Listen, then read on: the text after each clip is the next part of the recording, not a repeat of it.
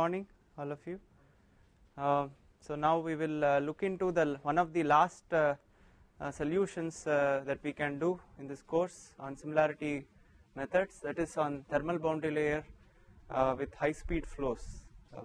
So far in the earlier similarity solutions we had looked at either momentum equations without any pressure gradient term, that is the simplest flat plate case, and the energy equation without the viscous dissipation term.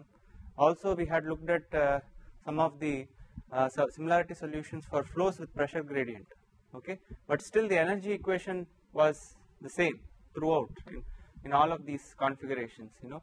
So now we want to consider a case where you can, for example, apply either Falkner-Scan flows for wedge, or you can take a simple flat plate boundary layer and you can see the effect of adding a viscous dissipation term. So when is this term is going to be important? Primarily if you are looking at the non-dimensional variables, it turns out to be the ratio of Eckert number by Reynolds number. So for high values of this, so the viscous dissipation term is going to be relatively important. So we are looking at typically what are called as high speed flows. It could be incompressible and somewhat compressible, but not supersonic. So it is relatively high speed subsonic flows. Basically that's what we are interested in. We are also making an important assumption that the properties are constant, even though they are high speed flows where relatively the temperature fluctuations could be strong, and the properties also could be compressible, like density could be compressible. We are ignoring that. We are assuming that the density is constant and also all the other properties are constant, and therefore we are taking all this out of the derivatives. Okay, so that is another constant property assumption, is another assumption that we are making. Okay, so these are the boundary conditions. So we are writing this for the flat plate case right now. We can also do the same thing for Falkner-Scan solution. Okay, only the similarity solution for the momentum will change. Right now the similarity solution for momentum is still the Blassius solution. Okay, so if you are doing this for wedge flows, then you have to rewrite that with the similarity solution for Falkner-Scan problem. Okay, so now the modification will be in terms of the energy equation. So now you have included the viscous dissipation, therefore the energy is coupled to the velocity gradients. Earlier in the Falkner-Scan or Blassius, the energy was completely decoupled.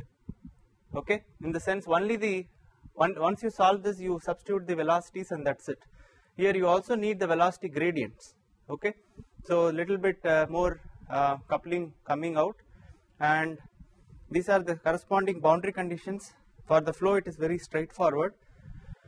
As far as the temperature is concerned, you can either have two conditions. One, you can have an isothermal wall. Okay, and in fact this is what we are going to see in this particular case. We are going to consider flat plate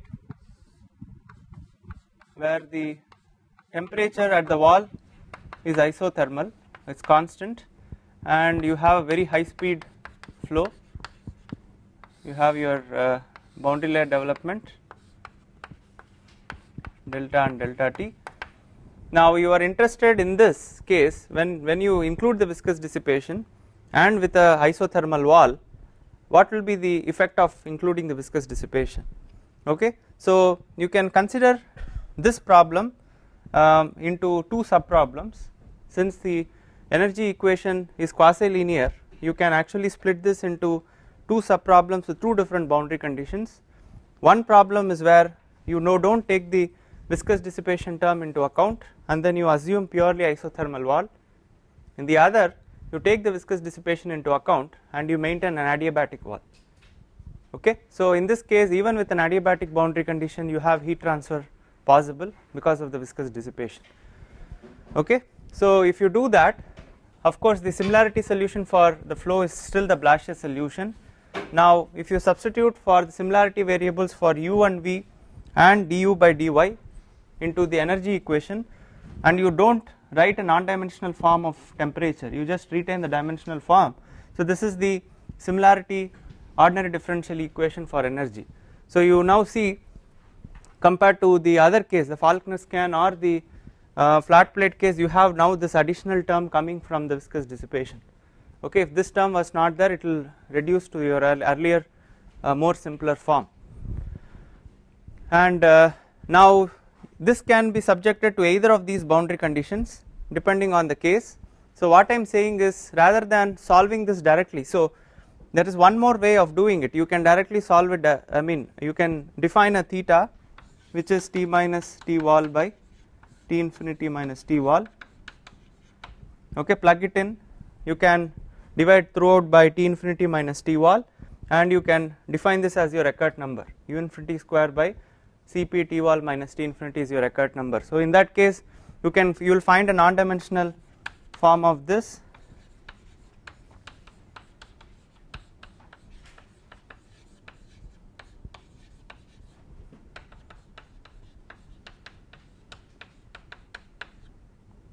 Okay, so this will become your non-dimensional form in terms of theta defined this way.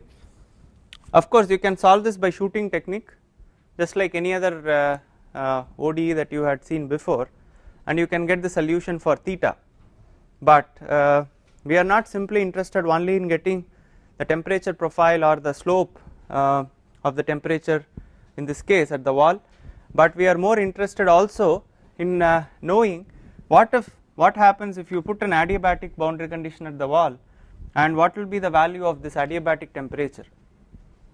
Okay, so this gives us an opportunity to analyze the case where your dt by dy is 0 and you have viscous dissipation, and what will be the value of this adiabatic temperature. Okay, so in order to do that, we want to separate the problems into two sub problems, as I said, do them separately, also get information about the adiabatic wall temperature and combine these two and get the final solution for the global problem, which involves viscous dissipation with an isothermal boundary condition. Okay, so this is what we are going to see today. So the first the sub problem we can write is the isothermal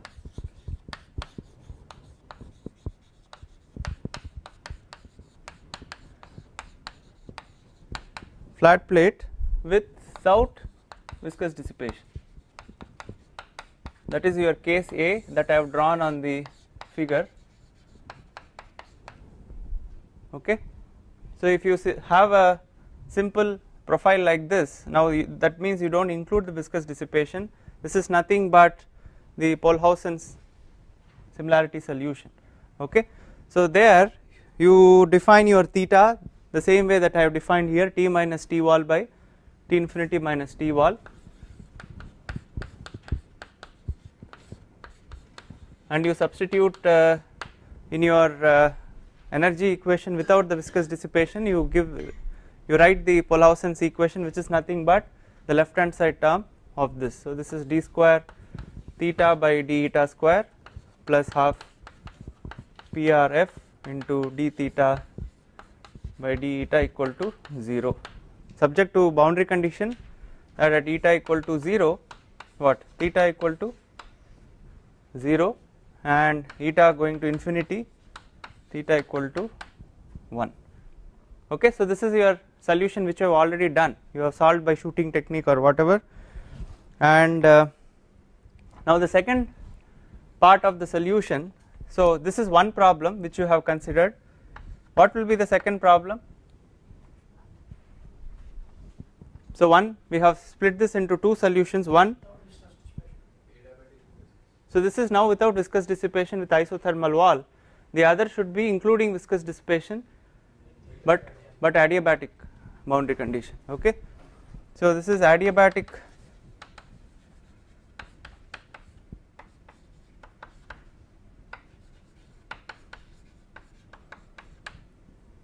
so this is what I call as case B, and if you look at the temperature profile, typically this is how it looks, so this has to satisfy the 0 flux at the wall, therefore it becomes normal, okay, at the wall. Yes.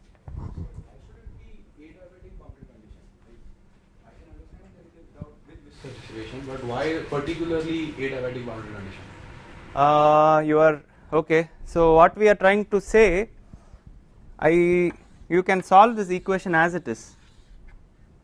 Okay, so this is for the case where you have a isothermal boundary condition with the viscous dissipation. Okay, this is what we need, the solution, but we are also interested to know the solution for the adiabatic wall case. We want to actually measure what is the adiabatic wall temperature. So in order to do that, I want to take a case where I have an adiabatic boundary condition with the viscous dissipation, and also the fact that for this particular problem you can linearly superpose two solutions. It works out, I mean that's what we are going to check. You can have one problem where it is isothermal, the other where you include this and you make it adiabatic, and the entire solution to this problem is a linear combination of those two solutions. Okay, so we are going by that method now. Okay, although we could have directly solved this and got the temperature profile, which is nothing but this which I have drawn here. We are also interested in calculating the adiabatic boundary, the adiabatic temperature. Okay, so in order to do that we have to solve case B.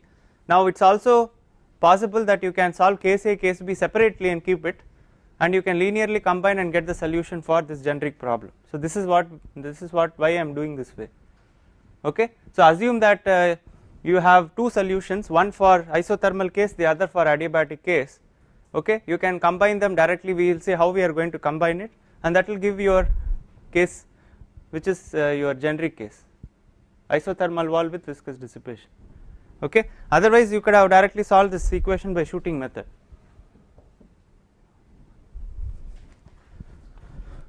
Alright, so coming to the second problem, how are we going to define theta here, because we do not have anything like fixed wall temperature. Okay, so now the first question is so I can say this as something like T minus T infinity I can define, but the denominator is a problem. I do not have any T wall. So what I would like to do, generally in high speed flows there is a difference between the static temperature and the stagnation temperature. Okay, so if you are looking at compressible flows, in fact, what is the relationship between the stagnation and static temperature?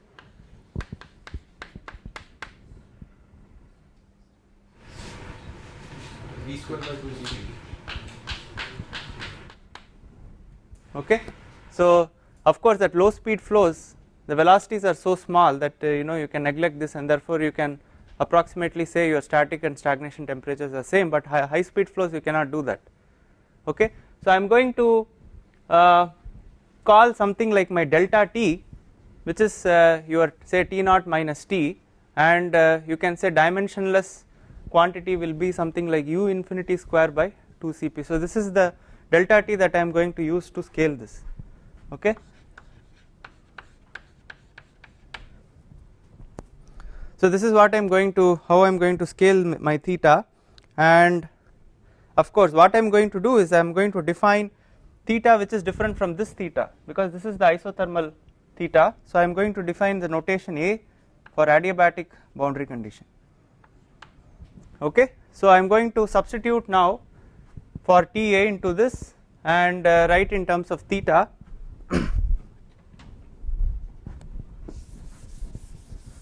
So that will give me d square theta A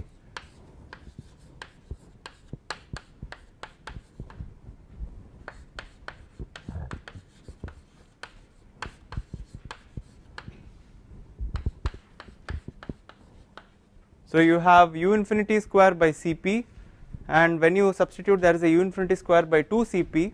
So finally you will be ending up with what? Minus 2 times Prandtl number into F double prime the whole square. Okay. So the boundary condition now at eta equal to 0, what will be the boundary condition?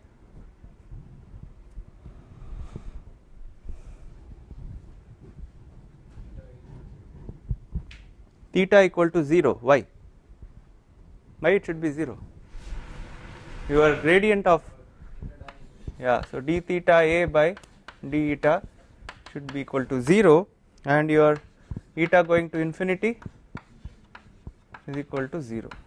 Okay, so now you have two definitions of theta, one for the isothermal boundary condition, the other for adiabatic boundary condition, and finally we have to mix these two solutions. Okay, so now this again can be solved by shooting method, right. So this is another ODE which you can write into two first order ODEs. You have boundary condition for of course you don't have the boundary condition here for theta at eta equal to 0, so you can guess that. You have boundary condition for theta prime at eta equal to 0, so you can guess the value of theta at eta equal to 0 such that the theta at some eta equal to 10 becomes 0. Okay, so this is the other way of doing the guesswork, so that you match this condition, so you keep guessing the value of theta at eta equal to 0 here. Okay, so anyway, so you can solve this problem by shooting method, this problem already you have the solution by shooting method, right. So once you have these two, now I have two solutions, one for the adiabatic case, one for the isothermal case. I want to now find how do I combine this, how do I propose a solution which is a linear superposition of these two solutions. Okay, eta is still the same, eta is I am still, because the eta here is coming from the flow part. Okay, the flow similarity variable is still the same, y by delta, which is y square root of u infinity by nu x. That we can equate only because in that case we consider the viscous dissipation to be, we neglect that viscous dissipation. No, this is coming purely from momentum, that has nothing to do with viscous dissipation.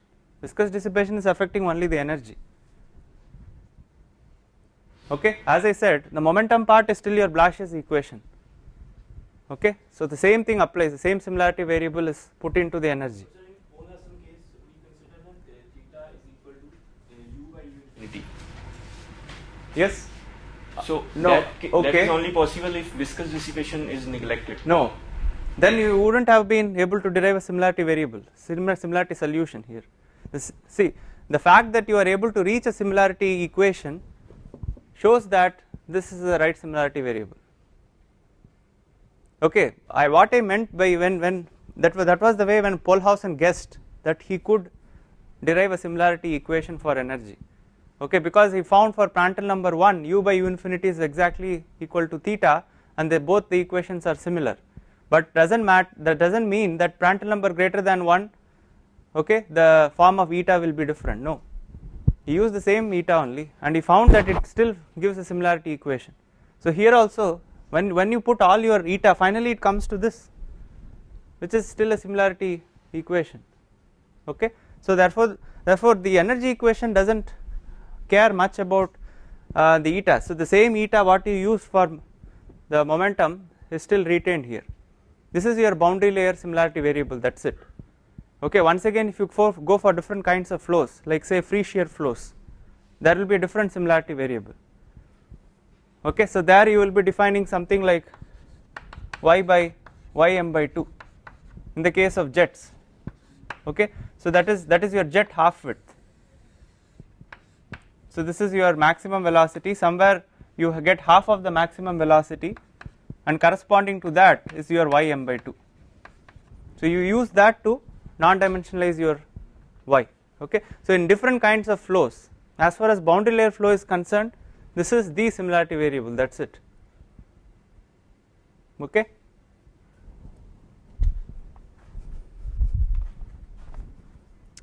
So now I am going to just give you a general solution, and before that let us try to understand how this definition of theta, what it means at eta equal to 0.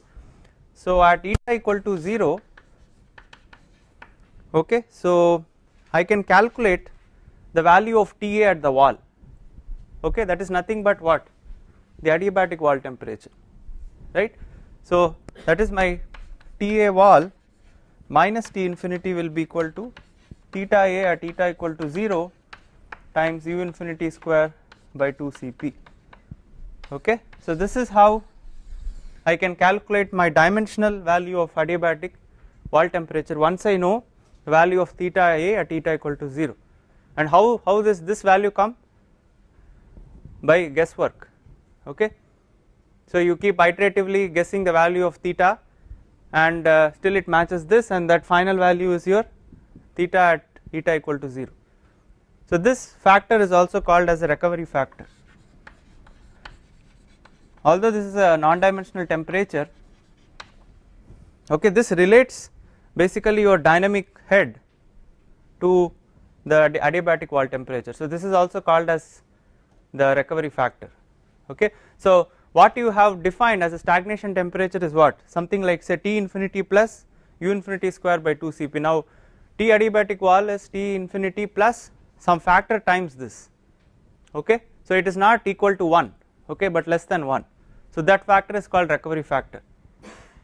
Okay, so therefore you can imagine that this is something similar to your stagnation temperature that you have defined, but maybe of a different factor. Okay, so that factor comes through this recovery factor here. Okay, now I am going to propose a general solution which is a combination of the two cases.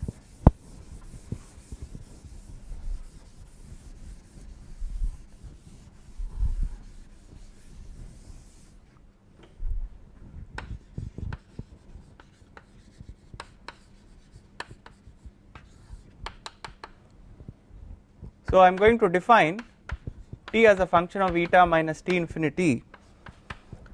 Okay, so T minus T infinity.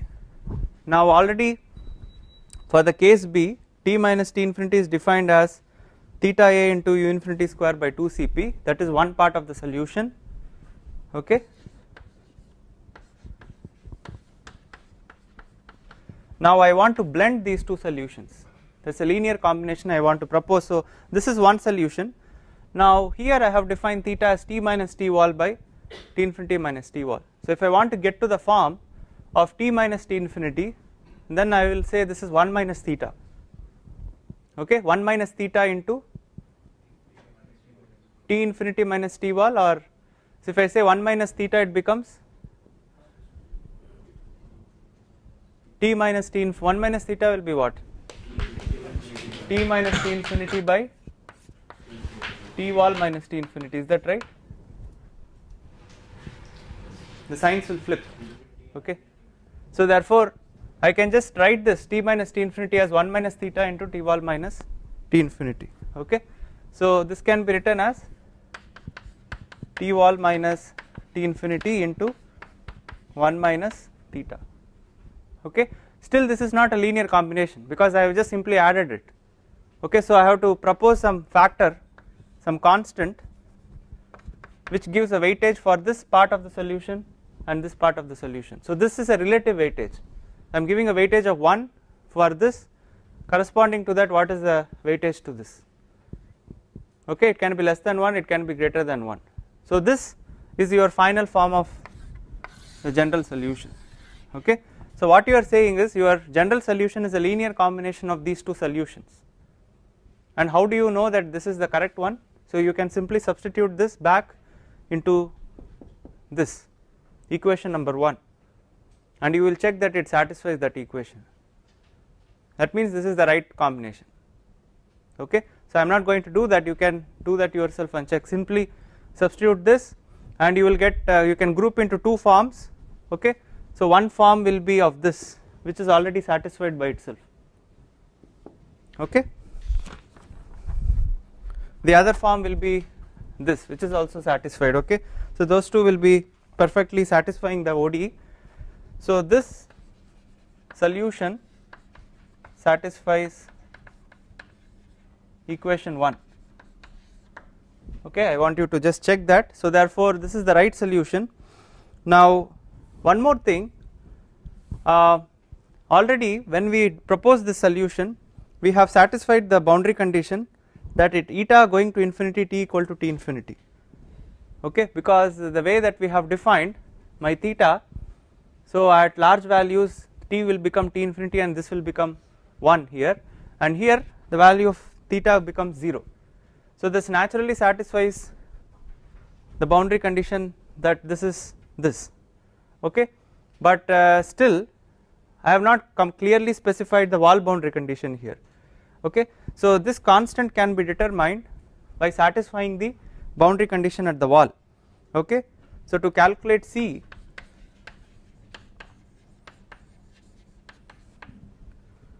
so the BC should be at eta equal to 0 for the solution which involves theta T wall should be T infinity, and the solution which involves theta A, so there dt by d eta should be equal to 0.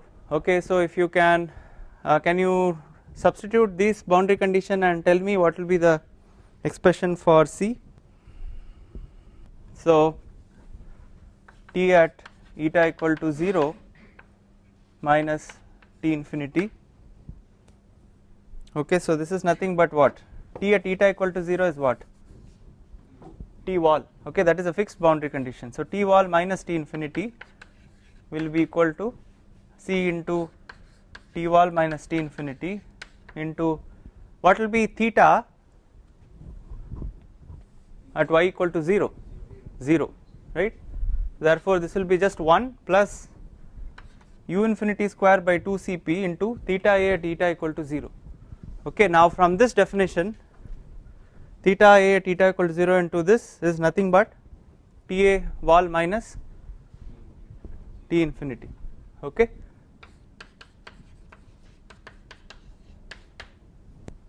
Okay, so this will give me C equal to what?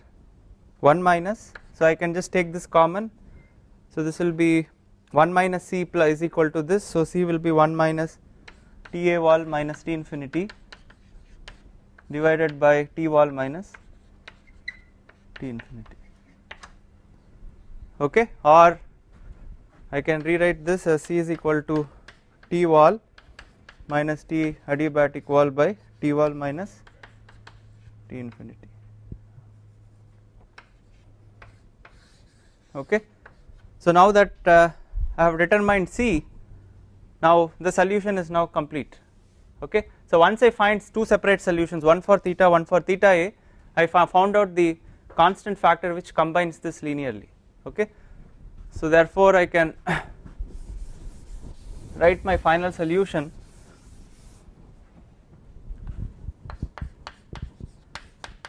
T eta minus T infinity equal to T wall minus so minus T wall minus T infinity cancels when I substitute this, so it will be T wall minus T adiabatic wall into 1 minus theta plus okay, so I can still retain this as u infinity square by 2 Cp into theta A as a function of eta and Prandtl. So this is my final solution.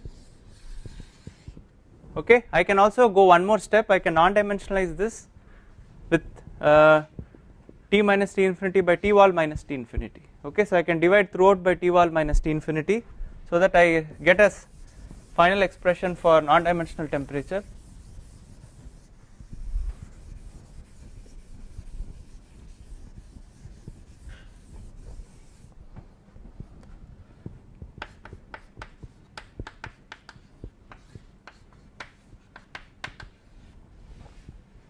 And this will be still 1 minus theta, which is a function of eta and Prandtl number.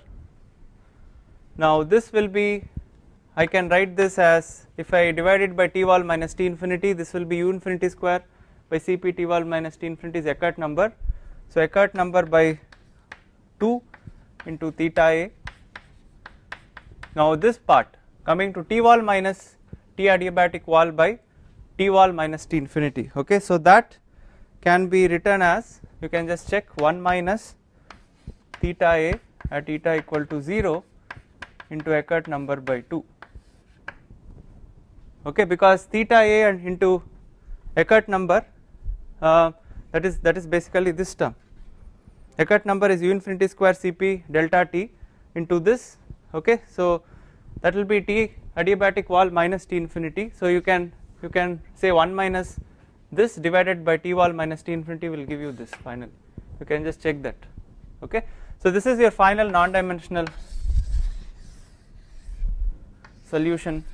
Okay, so all that requires is your solution for theta, okay, which is coming from case A, and for theta A coming from case B, and you combine this like this and you get your final solution. Also this is nothing but your theta, right? So this was This could have been directly obtained by solving the similarity solution that I had written before, okay, directly. Okay, the same thing can also be done by linear combination of these two fundamental solutions. So let us see how, if you plot the solution for temperature, how these profiles look like. Okay, any doubts on this so far? So if you plot the temperature profile, first let us look at case B solution, because case A we already know how the temperature profile looks. Case B, if you plot it as non-dimensionalize the adiabatic temperature as Ta minus T infinity by Ta wall minus T infinity, such that it scales between 0 and 1. Okay, so at y equal to 0 this becomes T adiabatic wall, it becomes 1, at y going to infinity this becomes 0. Okay, so on the x axis you have eta, so for large values of eta, so this becomes 0. Okay, small values at eta equal to 0 this becomes 1. Okay, it starts from 1 and you will see the solution.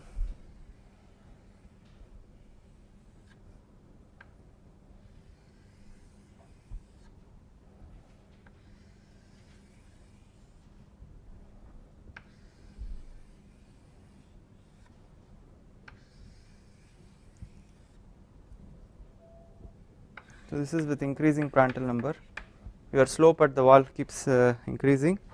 This Prandtl number 0.6, 1, 3, this is like 300, this is like 1000.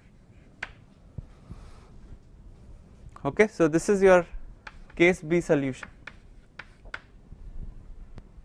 That is only for the case with adiabatic boundary condition at the wall. This is how the non-dimensional temperature profile behaves. Once you solve this, if you want to call this as number 2 and number 3, so if you solve 3 by shooting method, this is what you get finally. Okay, so this is coming from solution of 3 by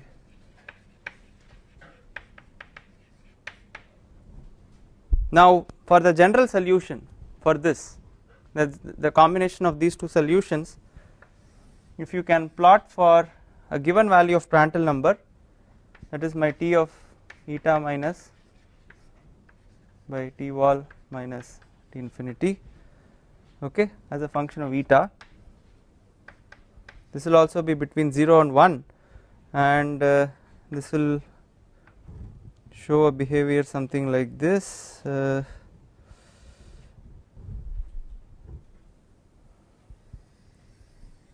Okay, my 0 actually is somewhere here.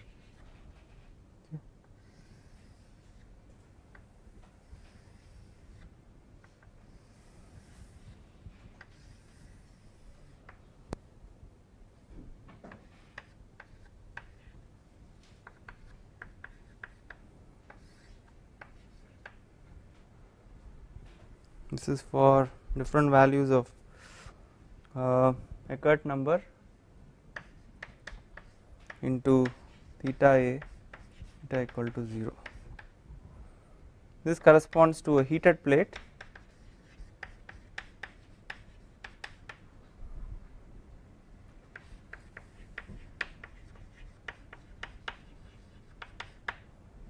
Okay, so in the case of heated plate, your wall temperature is greater than your T infinity. In the case of cool plate, wall temperature is less than T infinity, so you can get negative values of this when you plot it, and these are for different values of Eckert number into theta A eta equal to 0. So you can write this as something like Eckert number into theta A eta equal to 0. So if you look at the solution for this problem 3, and if you look at the generic solution here, this depends on theta A and Eckert number. So you have to plot this for a particular value of Prandtl number, for a particular value of theta A eta equal to 0 Eckert number. Okay, so this is could be for say Prandtl number around 1. Okay, so you have to fix the Prandtl number here, because everything, there are too many parameters. You have Prandtl number, we have the Eckert number here, so you fix the Eckert number to some value, fix the Prandtl number, and then plot the variation of this non-dimensional temperature as a function of eta, and this is how it looks. Now there could be different values of Eckert number into theta A. So for a heated plate you have profiles which are like this, for the cool plate you have profiles which are like this. Okay, so all this can be verified once you solve this equation by shooting technique. Okay, so for a particular value of Eckert number you can combine these two solutions and you can get this kind of a temperature profile.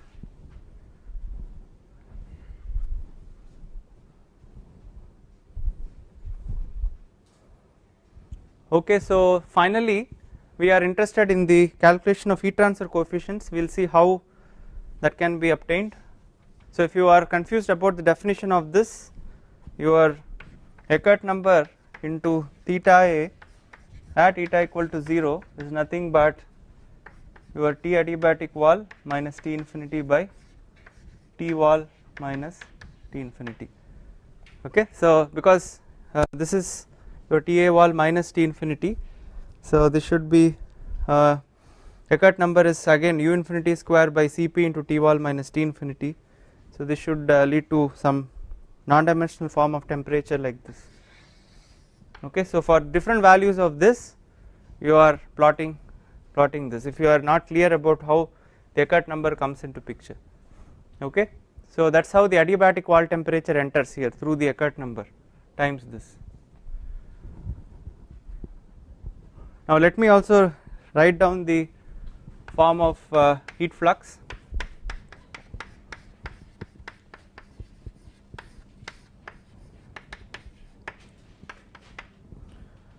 Okay, so now when we write down the heat flux, we look at the temperature profile, which is your general profile here.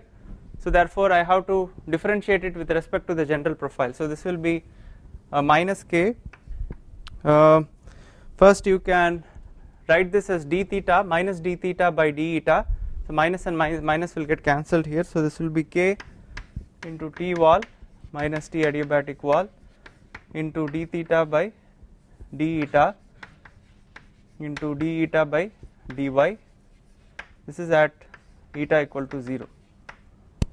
Okay, plus you have u infinity square plus k into, will be a minus here, u infinity square by 2 Cp into d theta A by d eta at eta equal to 0 into d eta by dy, right. So this is coming from the general solution. Now what is the value of d theta A by d eta at eta equal to 0? So this entire term can be knocked off, and this can be written as q wall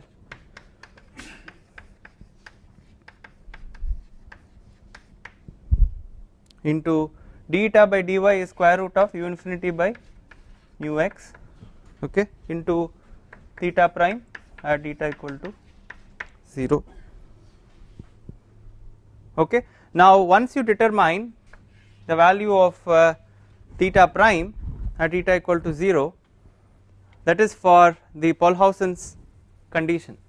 This is coming from the Polhausen's case. So when you solve this, you naturally determine theta prime at eta equal to 0. So once you do that, you substitute it and this will give you the wall heat flux.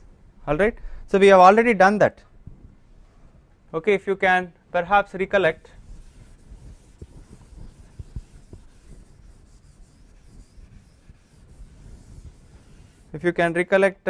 for Prandtl number range, in fact Polhausen did this for small Prandtl numbers, for intermediate Prandtl numbers, for large Prandtl numbers. Okay, the correlation for small Prandtl, do you remember what it was?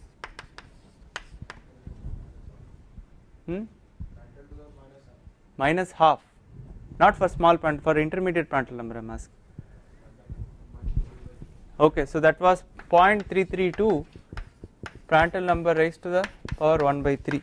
Okay, so this can be substituted to calculate q wall double prime, and from there you can calculate heat transfer coefficient. You can now define heat transfer coefficient how do you now define it? Now this can be T wall minus whether you want to use T infinity here or T adiabatic wall.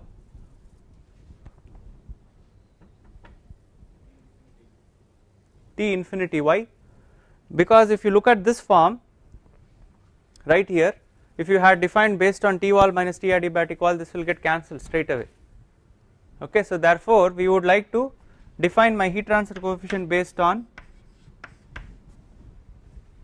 T wall minus T adiabatic wall. So in that case, and therefore so this will come out to be 0.332 K Prandtl number 1 by 3 square root of nu infinity nu x. This will exactly cancel the temperature differences, and therefore my local Nusselt number I can define as Hx by K will be 0.332 into Reynolds number power half Prandtl number 1 by 3. Okay. So now you see the Nusselt number relation is exactly identical to the flat plate case, which is isothermal. There is no difference. Okay, but the definition of heat transfer coefficient is different. Okay, now you are defining this as T wall minus T adiabatic wall, not T wall minus T infinity. Okay, now this is the difference between the high speed flows and if you neglect the viscous dissipation. Okay, apart from this, the final expression for Nusselt number is still the same. Alright, so the important conclusion here is that for non-dimensionalizing, okay, there are many temperatures. You have now T infinity, now you have T wall, you have T adiabatic wall. So all the three has to be considered some way. Okay, and to define heat transfer coefficient you have defined based on T wall minus T infinity. Okay, so everything is fine. So therefore since you are arriving at the same correlation, your Reynolds analogy is still valid. Okay, so the Reynolds analogy which says that Stanton number is equal to Cf by 2 for Prandtl number of 1. Okay, for otherwise your Stanton number 2 by 3 is equal to Cf by 2. So this is still valid for high speed flows also, because for Prandtl number equal to 1 you will still retain the same expression for between Stanton number and Cf. So therefore the Reynolds analogy is still valid. Now one thing is for calculation of properties. So far for low speed flows, how did we define the property? How did we calculate the properties? We calculated them at some mean temperature, which we also call as film temperature. Okay, so this is called the film temperature, which is the average between the wall temperature and the free stream temperature.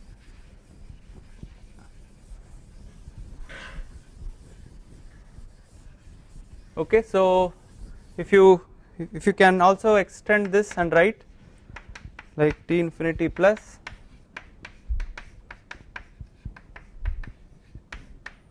okay, so you can write this in this form. Okay, now the same way in the case of high speed flows we have to define some mean temperature to calculate the properties. Okay, so now we have, as I said, 3 different temperatures to non-dimensionalize. Okay, now so already you have 0.5 into T wall minus T infinity. Now you also want to account the adiabatic wall temperature somehow. So therefore we define plus another constant into T wall minus T adiabatic wall. Okay, so this constant generally is empirical. It is taken something like 0.22. Okay, so we calculate mean temperature or film temperature this way in the case of high speed flows, and then we calculate all the properties based on at this value of property at this temperature. Okay, now for the limiting case where you don't have viscous dissipation, the T wall will become equal to exactly T adiabatic wall. Okay, so it will reduce to the form of your earlier case, that is your film temperature. Okay, so you have to be careful that the definition of heat transfer coefficient is different, but finally the form of Nusselt number is exactly the same, and the properties where you calculate the property corresponding to the temperature has to be calculated in this particular fashion. Okay, so this is a very important thing that you. So with this we have completed all the similarity solutions for external boundary layer flows. If you want, I can just quickly summarize the similarity solutions that we did before we stop.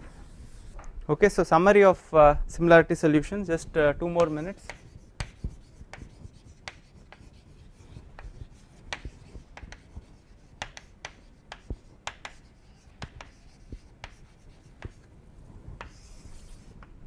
So for velocity,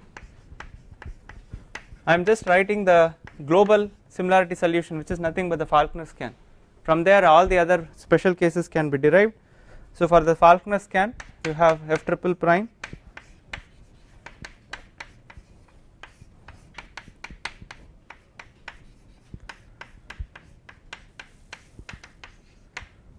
okay. The boundary conditions are, for the similarity problem, your f of 0,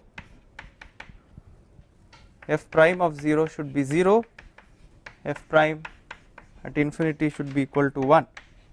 Now what is the condition, most general condition for f of 0? Do you remember from our transpiration problem? This is minus blowing ratio times 2 by m plus 1. Okay, the blowing ratio is a constant value. Okay, when your blowing ratio equal to 0, that becomes the case without transpiration, where f of 0 equal to 0. Okay, now we in all these cases we have made the assumption that your u infinity is of the form Cx power m. Okay, and your blowing ratio is essentially a constant, and the similarity variable is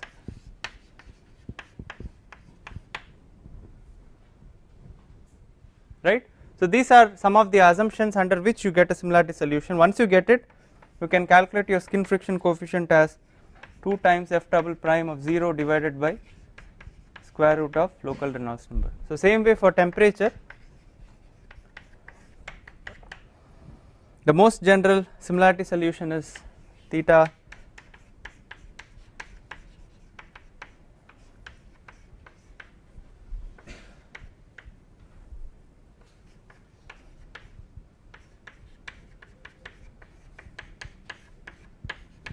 this is your most general form, okay, including high speed flows. Okay, if your Eckert number is small, you can neglect the right hand side terms and it reduces to your Poulsen equation. Okay, the boundary conditions, theta 0 equal to 1, theta at infinity equal to, how did we define theta in the earlier case? It was do you remember, was it t minus t infinity by t wall minus t infinity? Can you just check how we defined it? Then you may have to flip the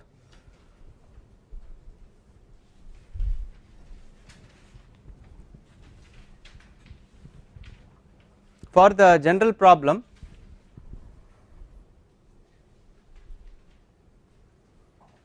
T minus t infinity by t wall minus t infinity, that is how I think I defined it. So in that case the boundary conditions flip. Okay, so theta at the wall now will become equal to 1, okay, theta free stream will become 0. If I define as t minus t wall by t infinity minus t wall, it will be 0 and 1. Okay, so here my definition of theta is equal to t minus t infinity by t wall minus t infinity. So only then I can write in terms of Eckert number here, that is why I did like this. Okay, so for this the Nusselt number relation finally will be minus theta prime at 0 into Rex square root of Rex or Rex power half.